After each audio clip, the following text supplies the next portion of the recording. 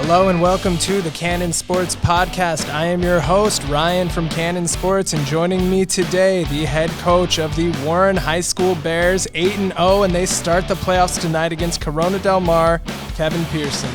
Kevin, thank you so much for joining the show. Appreciate you for having me on. Thank you, man. We appreciate you coming on. So you guys are 8-0 right now, 4-0, first place in the San Gabriel Valley League. Haven't lost a game since Lucerna High School knocked you out of the playoffs in 2019. A lot of success going right now. God's been blessing us. We have a great group of kids who are locked in and have a goal of just servicing each other and working hard, great effort every day. And everything's kind of come to fruition, everything we talked about after the loss in 2019 that you alluded to. And so I think we corrected a lot of the things we needed to get better on, and we've done that and through the COVID and just trying to, work through that COVID season of 2020, the summer where we couldn't have a ball.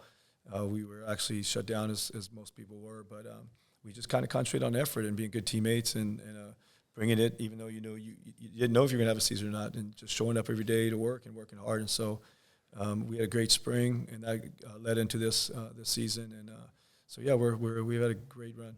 That's awesome. Now, Coach, let's start from the start with you. Where are you from? Originally born in Washington, D.C., but lived in Southern California. Grew up in Southgate, which is the city to the west of here, and went high school there and played a little junior college ball, and then started coaching at my alma mater. And I was blessed to get the head job in my late 20s at Cathedral High School, and I was there for a lot of years. Awesome. Now, when did you start playing football? Interesting enough, my mom didn't want me playing tackle football, so I didn't play tackle football till my ninth grade year, which is the year before I started high school, because back in the day it was only 3 years of high school, and played through my 3 years of high school and then junior college, and it's about as far as I can go. All right. Now, you were a quarterback in high school and at East LA College? Yeah, sure was. Yeah. Okay. And how did you end up at the quarterback position? That's interesting too. I actually tight end in Pop Warner, and then one of the coaches on varsity saw me throw a ball back my sophomore year and said, "Hey, why don't you play quarterback?" And I'm a baseball player too, so I gave it a shot and ended up starting and loved it. So that's how I got started. Yeah. Now transitioning into coaching, how did being a quarterback yourself play into? I have to imagine, I didn't play football. I played flag football in middle school. I was a water polo player in high school, but I have to imagine as a quarterback, you had to be adept at seeing the whole field and kind of knowing the whole offense. Did that translate into then when you started coaching? Yeah, I think a couple of benefits of being a quarterback. One is just what you talked about, being able to kind of dissect defenses and understand a game plan and understand how you're going to attack defenses and beat them, and being smart with the ball at times, when to know to take a sack, throw the ball away, who to get the ball to in certain situations, the matchups and all that. And the other thing I think that's really helped me a lot as a coach is just kind of being even-keeled. I never got real excited. I never got really emotional as a player. And that helps me a lot during games. I don't get too excited to where I'm, losing my mind and forgetting what's happening out on the field. And now I've gotten upset a few times at officials and things like that, but I get locked in pretty easily. And things like the rivalry game, to me, I'm on the fence that, I don't say two sides on the fence. Some people say that, it's not a big deal, but it is to them. It's really not a big deal to me. It's just another game on our schedule, and I really approach it that way, and I have our kids approach it that way. And so I think being a quarterback and not getting excited about, the rivalries we played, just always stayed focused on our game plan when I played. Same thing as a coach. I kind of just stay focused that week on that team that we play for our rivals, rivalry game. And then after they're done, I don't think about them. Before we play them, I don't think about them. And I think that's kind of helped me out a lot. Awesome. Now you were, as you mentioned, you were Southgate High School's quarterback. Then you went to East LA College. You were a quarterback, and then that's about as far as you said your playing career was going to go. Yeah. Did you know then, or did you have it in your mind that you might want to coach after your playing career was over? I did, and so I was blessed to be able to play at that level. And when I found out very quickly I couldn't go past that level, I started coaching Pop Warner right away. So right after that, I was coaching youth football, and at 20 years old, I was a head coach of a 9-year-old. They called them Mighty Mites at the time, and I kind of treated them like they were high school kids, and I'm not sure those kids had a great experience, but it was a good learning experience for me. And so then I started coaching my high school a year after that, and then I actually got kind of sidetracked. Didn't coach until the early '90s. I went back to my alma mater and coached them. And then I was blessed. I got the job at Cathedral in '95. Awesome. Now starting off coaching in Pop Warner with youth football, is that a big focus on the fundamentals? I mean, is that a good place for a coach to start in terms of really starting to piece together what it takes to be a coach? Oh, it should be. Yeah, and that's the goal of especially 9-year-olds and 10-year-olds that I had, and but it wasn't for me at the time. Yeah. I was in the mindset we got to win games, and I see it a lot with youth coaches now. It's a shame. There's some really really good ones.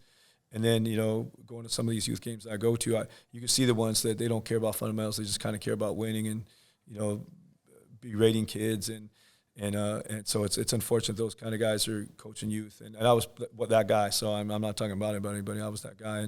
But, yeah, it should be all fundamentals. Scores shouldn't be that big of a deal in youth. I really believe that. But now you have, social media who are publicizing these games, and the real good teams, at least in Southern California, they play a national schedule now.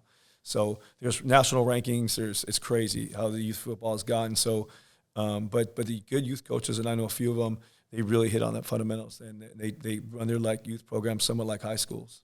Yeah. Now, you mentioned after, you took maybe a break from coaching, but then you got the job at Cathedral in '95. Moving into the high school game, what does the focus shift a little bit, or is it more X's and O's? What was kind of your philosophy starting out as a coach? Yeah, so I mean, you have to kind of define who you are as a coach and what's important to you. And I learned early on that giving great effort is the key to success. And at the school I was at, the high school I was at, we didn't have, at least when I was coaching there, the best athletes, but the kids were dialed in. They were very disciplined. They showed up to practice every day. They worked hard every day. They were very selfless in their preparation and doing their 111. So. I learned from that experience that that's the key to success. You could take a group of kids. They don't have to be the most talented necessarily, but if you get them locked in and understanding that there's a bigger purpose here, it's not about you, and effort's the main focus, then you can be really well. And I took that into Cathedral, and just being disciplined and respecting each other, teammates, coaches, officials, your practices, and I took that over there, and I think that's what kind of got me the job.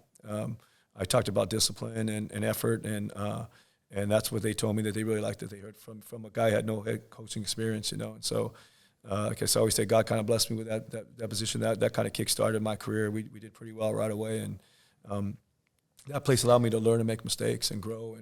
And we were a Division 12 team, so wasn't much focus on Division 12, and luckily, we were blessed to make the playoffs right away and go to the championship the second year, and have really good success and developing some kids and getting some kids into college. And I think that was really important back then, too, to prove that we can get kids into the next level. Yeah. Now, at Cathedral, you were at Cathedral for 22 years. You finished your career there with 196 wins and 9 league titles. So obviously you had some success there. And as you were mentioning, maybe a school where not the best talent pool, but even at that level, I find like at the high school level, there are years where you may have an all-star, but most kids that play high school sports are probably not going to play at the next level. What is the focus for you as a coach in terms of, regardless of whether you have a superstar or not, how do you find success on the field with a team that maybe doesn't have a superstar on it? Yeah, again, so with me, you got to define who you are. My faith is the most important thing to me, and I really consider my program as a ministry. And so, I always talk about this, and we talked about this with the Valley people. Getting kids into heaven is number one to me. Getting them scholarships is number two. And then if God blesses with wins, then that's number three. But we don't shy away from the fact that we're trying to get kids into college, and we're trying to develop them as players as well as men. But I just think if the kids are understanding that they're not going to go to a college on a football scholarship, but they can still get into college, get a college degree. And we talk about that all the time, is that what a college degree does, sure, you're going to probably make more money. You're probably going to get a better house, better car. But a college degree really allows you to choose your career. And why that's important is because you got to get up and to work for 40, 50 years, and you better like what you're doing. So this, to me, success is picking your career, being happy with what you're doing every day. And that's a success. 'Cause I don't know if anyone really makes too much money, right? Unless you're, LeBron James or something like that. Right. You have more money than you'll ever spend. But by and large, most people, the more money they make, the more they're going to spend anyway. And you might live a little more comfortably than they did before. But you got to be happy going to work every day, And so that's what I think college affords you, is they get you the opportunity to pick your career, which makes you happy in life, you're doing something you like every day, and that's success to me. So we talk about that with the kids, and but we were blessed. I'll back up. My later years at Cathedral, we had some really good players. Like we were putting guys. We over 100 kids. Played college football that came from that program when I was there, and a lot of Pac-12 kids. My first year here, I think we had 12 guys playing in the Pac-12 at that time. Still, so again, like if you do the right things, if you teach the right. We try to really teach these guys. We don't condone what you hear a lot of things that happen in football programs, not just in high school but in college, and things that you don't want your players doing. So we as a staff, I'm blessed with men who really care about these young men as future fathers and husbands and employers, and we really teach that, and it's, like I said, it's part of our ministry, that what we do here. And so by and large, we try to plant seeds. We're not their parents. We haven't been with them their whole life, but we do try to plant seeds and start and develop these relationships with these young men that hopefully last a lifetime.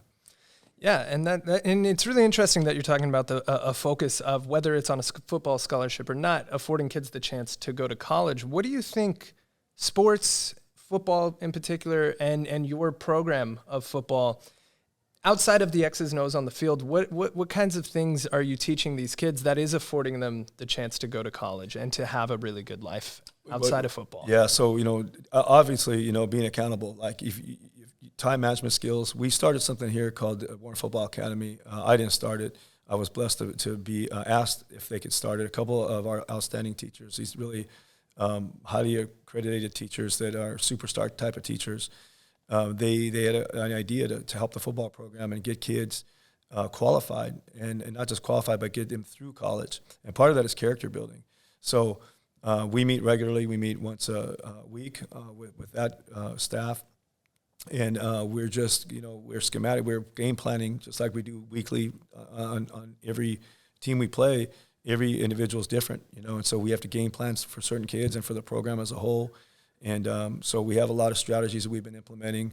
And when we started this in January of 20, we started with just bringing all the kids in a classroom, a big classroom like this, going through their backpacks and just throwing out all the garbage and reorganizing. The school bought them binders with dividers in it.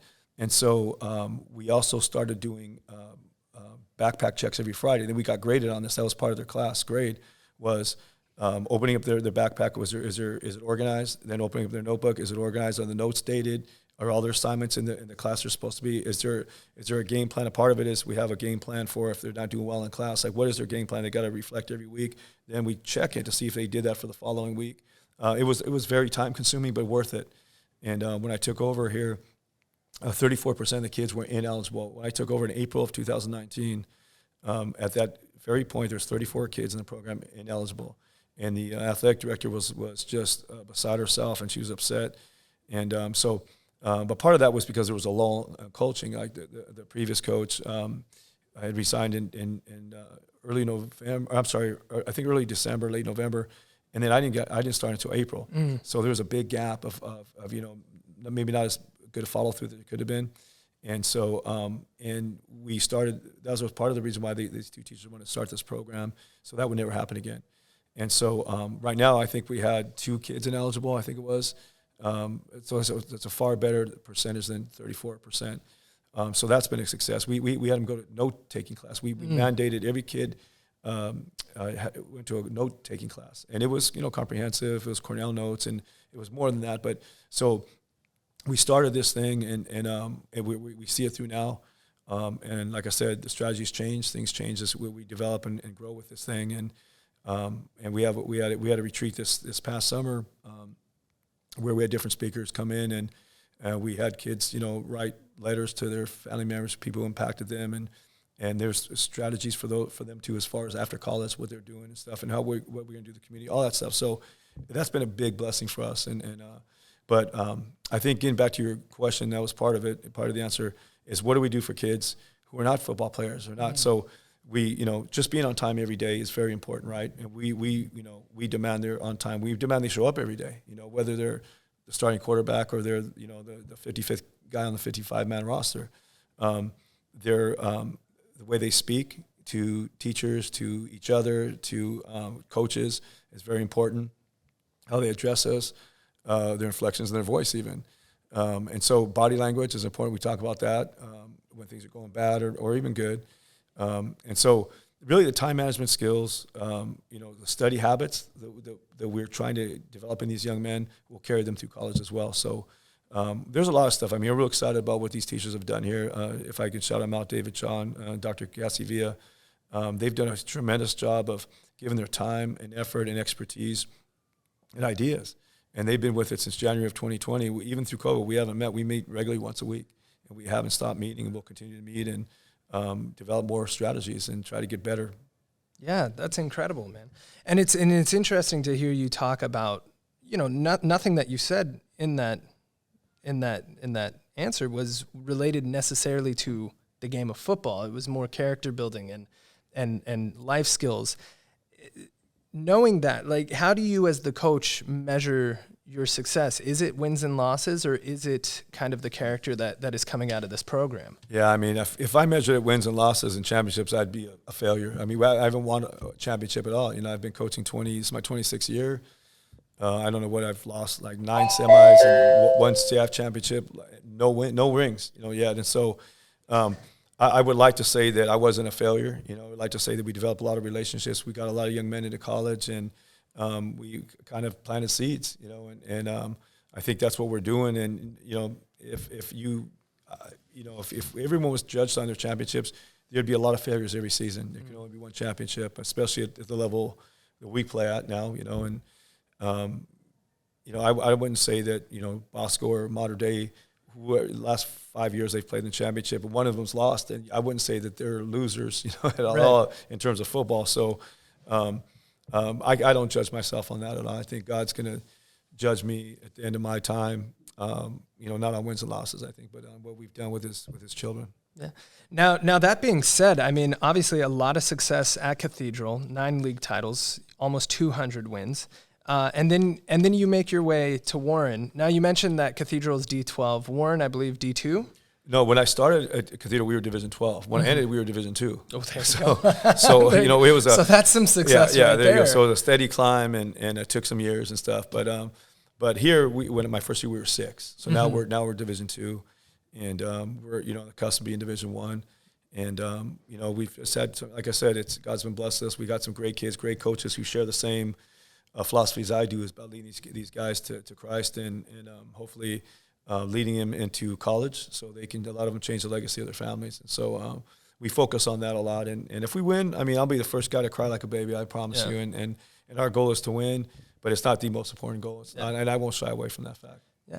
Now, and it's interesting in hearing the way that you measure success, and yet taking Cathedral from D12 to D2, taking Warren from D6, now on the cusp of D1. I mean, there has been a lot of success there. I was looking up Warren's record before you got here. Not terrible, but I don't know how much of a winning culture there was here. What did you do you've only been here since 2019, and now in the 2021 season, 5-0 in the spring, 8-0 on the season, 4-0 first place in the league, about to start the playoffs. What was it that kind of turned that culture around? Because even though it sounds like your most important thing is not winning, you've been winning. Again, I got to give God the great praise and glory for that. I think that I think if you try to do the right things, you'll be blessed. And we were blessed to be able to attract some kids who transferred in. Definitely helped. I mean, I won't shy away from that fact. We have some good athletes. We have good coaching. And that's the other thing. And I think it's just a good situation. You got good formula for success. You got good people, good coaches, good kids, some really good parents. Our administration is ridiculously supportive of young people and building success with their lives. I was at a really good private school for all those years, and I thought we had some great people in there. There are, but I always say this is Cathedral on steroids. We have triple and quadruple the amount of support and people who care. Probably because there's more numbers, more of them, right? And so it's just been it's an awesome experience here. I'm just so blessed and happy to be here, and hopefully we win some championships along the way. Now, speaking of Warren, what was it about Warren, you left Cathedral in 2017? After the 17 season, correct. And what was it about Warren that drew you to this program? Well, my brother's a baseball coach here, and he's been here for 10 years, and he's talked about it quite a bit. Prior AD asked to meet with me after the 13 season, before they made a coaching change.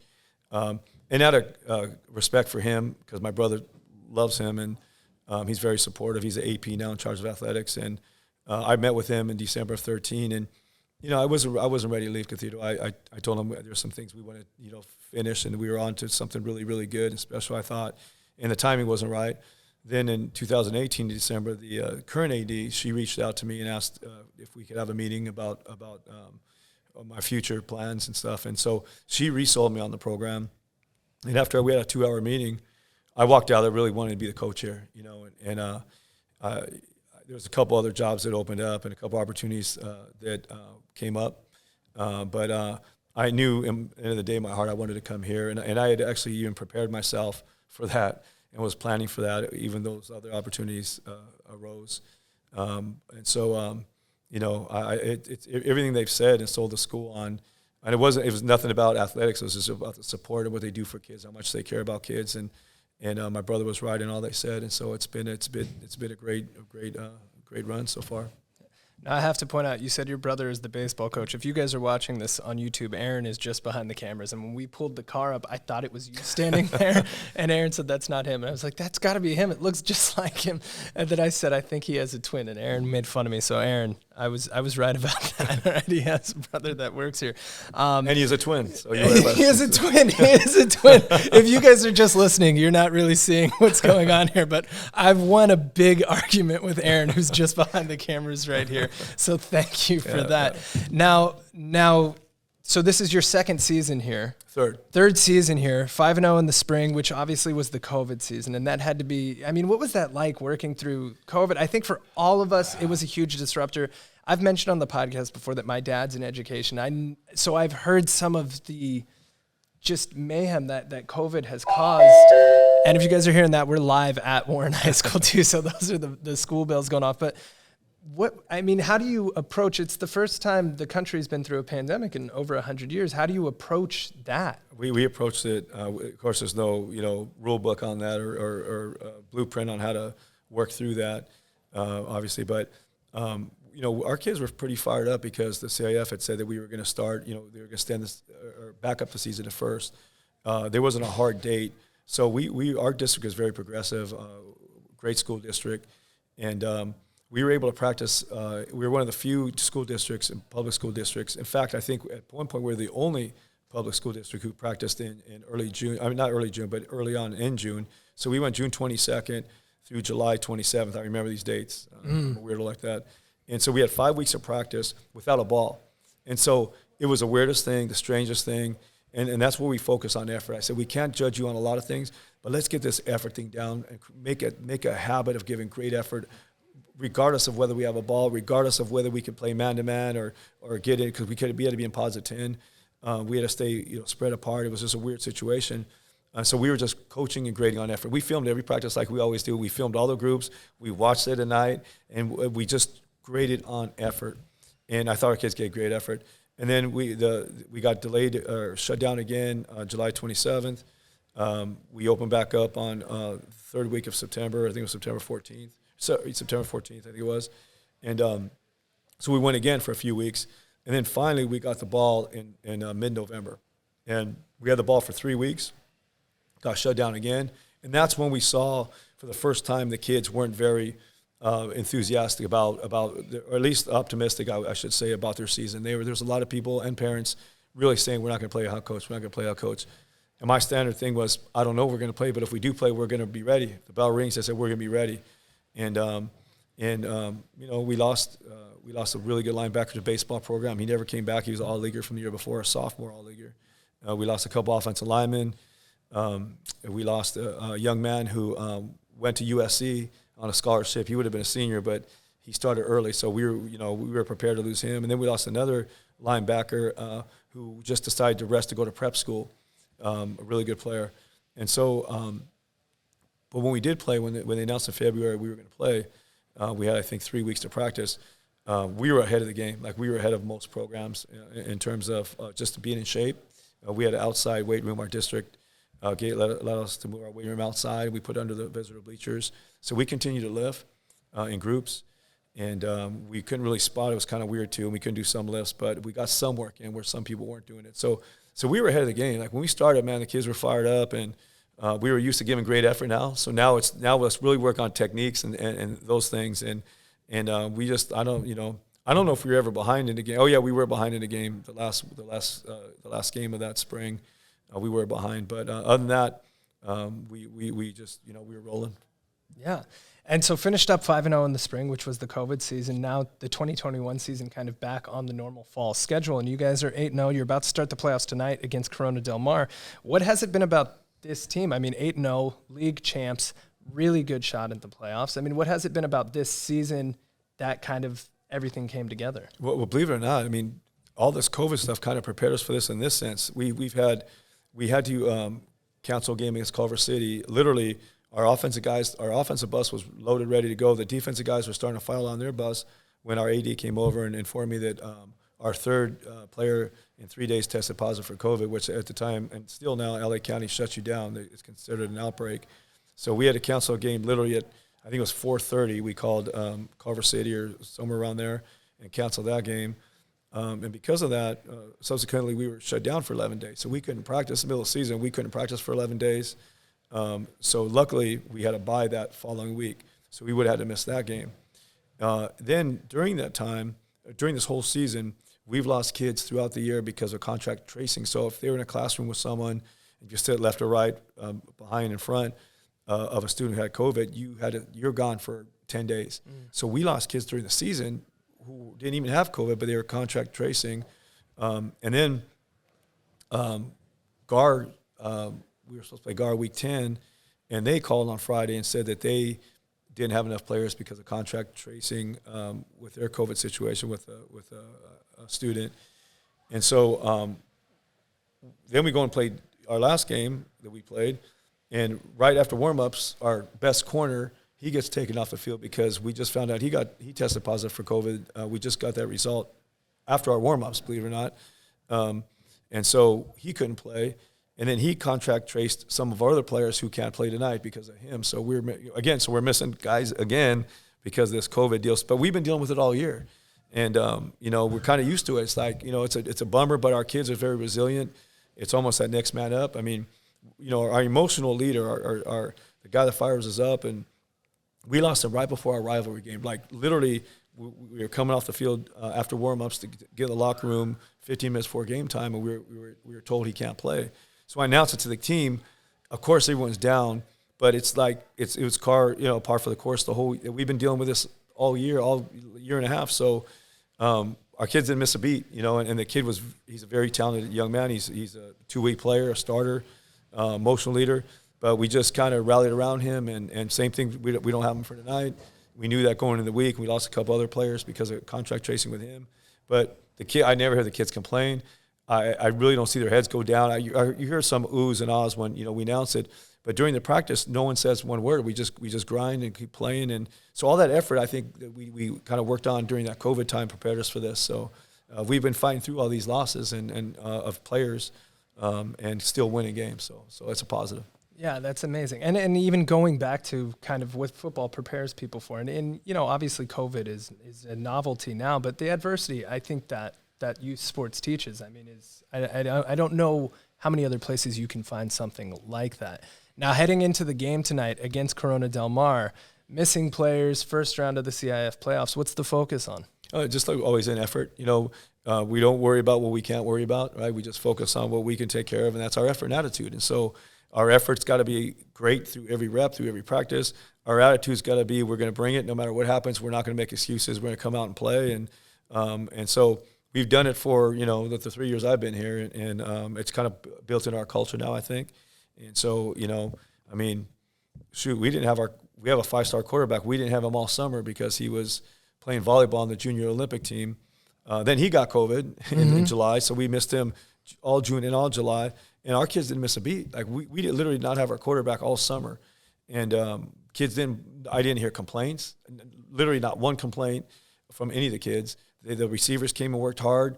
And by the way, Nico's brother is the backup quarterback, the freshman. We didn't have him either. So we had coaches throwing balls, and we had one our third string quarterback throwing balls, but the kids never complained, and they weren't phased. It's amazing how these kids are very resilient and mentally tough like that. So mental toughness. We didn't talk about that culture, but part of what we're doing is trying to with being accountable and being on time, giving great effort, not complaining and making excuses. That's mental toughness, getting through these bad situations that they're going to need to get through college. They're going to need it to get through their lives when they have sicknesses or deaths or losing jobs or whatever it is that we all face with in life, to be great leaders. Because I tell the kids all the time, you're all leaders. You're all destined to be a leader. You're a young man. You're going to lead a family. Hopefully you lead a business. You're all leaders in life. And so this is where they're leaders in training, and that's what we tell them all the time. You guys are going to be leaders, whether you like it or not, and you be great leaders because you don't have a choice. You're going to be a leader, but be a great one. Make that decision, be a great one. That's a decision they can only make, right? So we kind of talk about that. And if you see our team play, you would never know that we've gone through what we've gone through. With the loss of players. Not even everyone's gone through COVID. Like all the programs, all the teams we play have missed practices, I'm sure missed players and stuff like that. But I think we're a little better. We don't complain about it. We just grind. We come to work every day and grind. And the guy that's playing next guy up, he works just as hard as the guy that was starting in front of him a week or two previously. So I'm really proud of these guys. I'm proud of our coaches. Proud of our administration. They're unbelievable. Like I tell you, the support we got here is just, and the school district. The support we get through the school district is just incredible as well. So we're like in a perfect storm of just a bunch of great people who care about kids, And I know a lot of coaches. I've been around for a lot of years, and I don't hear that too often from a lot of high school coaches. I don't hear that they get support from their administrators or maybe parents or their school districts or something. There's always complaints. But in life, we complain about anything. There's always nothing in this life is going to be perfect, right? And nothing's going to go our way. And so, but a lot of people complain a lot, and I hear it. And that's the thing we try to tell our kids: don't complain about stuff you can't control. You're not going to be a great leader in your life. You're not going to be able to get through situations that you need to be tough mentally to get through and stuff. So we always talk about finding solutions. Like, let's find a solution to this problem. What are we going to do now? And so that's what we talk about that all the time. We talk openly with coaches, like even in practice and stuff. Something dumb like our practice clock went out, the scoreboard went out. Like, how are we going to, let's find a solution. Well, we'll do this. There's never excuses or we never complain. It's just we'll find a solution. And I think that's what our kids have done really, really well. And so I'm really proud of those guys. That's amazing. And, congrats, undefeated season. You guys start the playoffs tonight. It sounds like you guys are ready to go. Good luck. Now, as we wind down, there's a question that I like to end all these interviews with.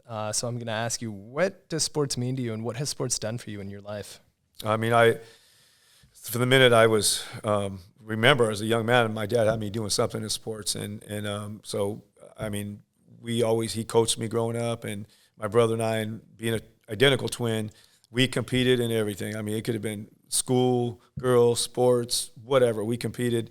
And so we always had that built-in guy to push me, and something dumb like I remember we started high school, our summer of our going into high school, he broke his arm and playing in our tournament baseball team. Back before travel ball was like these tournaments, you play different cities. And so we were in this tournament, he breaks his arm. And it's still feeling bad for him. Now, this is me as a 14-year-old, and I feel bad now, obviously. But as a 14-year-old, I remember thinking, this is my chance to really pass him down. We had weights in the garage. I go, I'm going to pass him. I'm going to be stronger than him. I'm going to be starting high school. I'm going to be ahead of him. And that was my mentality, just like the competitive, sibling rivalry. And so it taught me to be competitive, number one, And a lot of times for good and bad, because there was a lot of times where, it was hard on my mom, that I was always trying to be better than him. He was trying to be better than me, and we weren't happy for each other's success.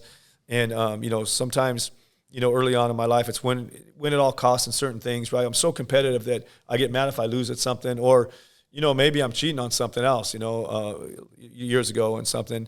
But the competitiveness and then the mental toughness, being in situations, adversarial situations, you got to come through and figure a way to be successful, whether it's in a bat, in an important game, whether it's, you're leading your team on a drive to try to win a game or tie a game at the end of the game. all those things help you in life. So when I started college, I worked full time through my college, and I was playing football at junior college full time, working full time in the middle of the night. I worked graveyard. I had to be mentally tough, and I had no excuse. I had to be at school the next day. I had to be at football practice the next day. I had to be better than everyone else. I was a quarterback, and as a captain, you got to set the tone. I understood that in college more than anything else, and so it taught me, really how to prepare to be successful in life, and just to be mentally tough and prepare. And that's what we try to tell these guys, man. Is football is the ultimate team sport. We all talk about everyone has to do their 111. It's one team sport where you can have one guy not doing his job and you could be unsuccessful, and you could lose a game, you could lose a play, you could lose a player to injury. And so we always talk about doing your 111th. So when you're a family now, when you're a husband, we tell them, man, it's more than your one half. If you got to go, or then you have 4 kids and your wife, it's more than your 1/5 or 1/6. Like, you got to go above and beyond, and you should be used to doing it because you give of yourself now, we talk about just helping people in classrooms, kids who maybe not have friends, kids who get picked on. When somebody drops something on the floor, you better be the first one to help pick it up, no matter who it is. You better check the class. If it's getting out of hand, in a very nice, respectful way, tell the class, to settle down or whatever it is, and hey, chill or whatever it is. Don't cuss and yell on them, but, I said that's leadership, and that goes a long way. And that just kind of bleeds into your life,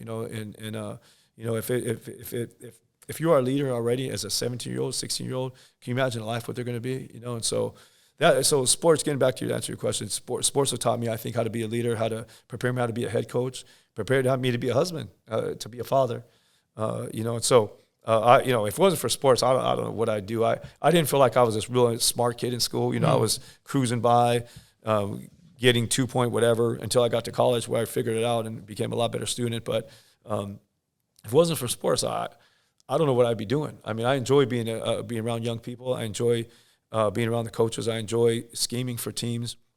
I enjoy the grind, and I don't know what I don't know what job and career I would have had. I really don't, and it's scary for me to think like that. Yeah. Well, hey, I'm glad you found the career that you had. Congrats on all the success, and good luck with the game tonight. Thank you. I appreciate it. All right. Thank you guys for watching on YouTube. Thank you guys for listening on Spotify, Apple Podcasts, Amazon Music, or anywhere else that you get your podcasts. If you guys want to check us out, we are on Instagram at Cannon Sports. We are on TikTok at Cannon Sports Official. And, of course, check out cannonsports.com for all of your sporting goods needs. Thank you guys so much, and we will see you next time.